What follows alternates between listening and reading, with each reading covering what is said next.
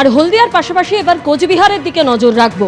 কোচবিহারের মদন মোহন মন্দির ঐতিহ্য বহন করে এবং এই ঐতিহ্যবাহী মন্দিরে ইতিমধ্যেই আপনাদের জানিয়ে রাখি 4:55 রথের রশিতে টান পড়েছে। সরাসরি আমাদের প্রতিনিধি শুভেন্দু ভট্টাচার্য আমাদের সঙ্গে রয়েছেন।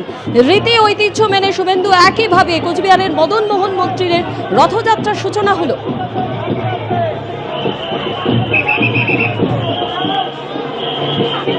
একদমই তাই। দেখো, 1890 সালে কোচবিহারের মহারাজা মদনমোহন, কোচবিহারের মহারাজা নৃপেন্দ্র নারায়ণ মদনমোহন মন্দির প্রতিষ্ঠা করেন এবং তারপর থেকেই কিন্তু এই রথযাত্রার সূচনা। প্রায় 136 বছরের এই রথযাত্রা।